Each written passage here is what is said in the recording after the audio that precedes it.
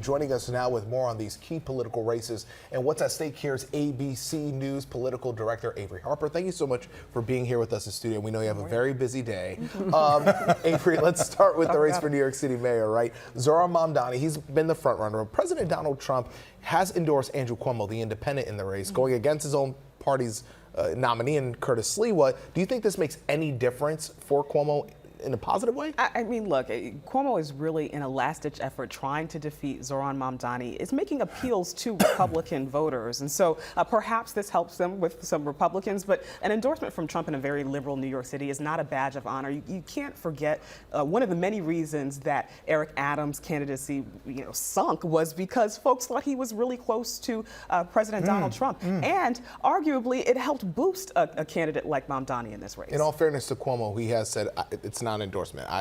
It's not. But That's the president did endorse. That's the spin.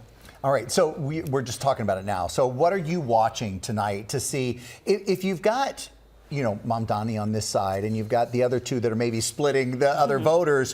What are you going to be watching to see how it's going? I am going to be looking in places in New York City where Trump performed well back in 2024. How are those folks voting? Are they voting for Mamdani? Does Mamdani have a bigger support than we've seen from Democrats in the past? That could make a difference in terms of the margin that we might see Mamdani win by. Very, very interesting. It's so interesting how this is yet another instance where the New York tri-state area is in the national spotlight once again. And speaking of which, that governor's race, Mikey Sherrill, Jack Ciattarelli. I mean, what ends up happening there could change, just the landscape of politics in our country. Will they go red? Will they go, traditionally blue state? Will they remain as such? How are you looking at it? I mean, this is a state that has shifted red, right?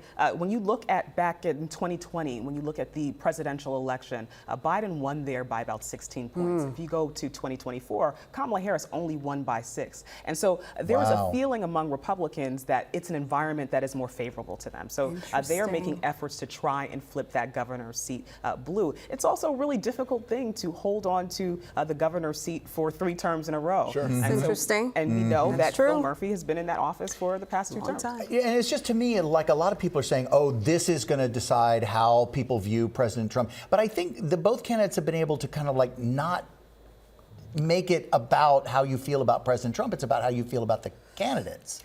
Right. I think both of them have been making an effort to talk about kitchen table issues, things that are happening close to home, the cost of living, your property taxes in a place like New Jersey. Affordability is really front and center in this campaign. Mikey Sherrill's affordability tour. I think Jack Ciattarelli did a similar tour. He went to diners around Big New campaigns. Jersey. Yeah.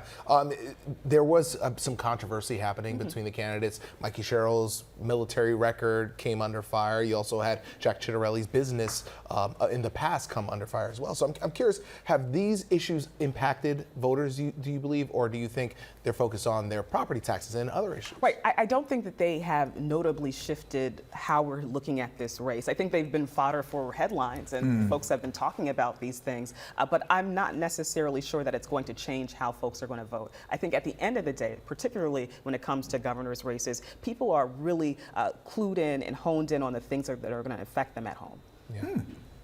Great conversation. You have a long night ahead of you, my friend. I'm sorry to stress you all out after Dr. Sutton came into We had the anxiety. Now we know what to do. We now know breathing exercises. Right, and not only that, but I feel like the information that you impart and professionals like you impart is not sensational information. I feel like you're giving me good quality stuff if I'm scrolling. That's what drives me crazy. Right, well, I appreciate that. Always easily digestible and always fair. Yep, thank you. Averi Harper, everyone. Thank you so much. Thank you.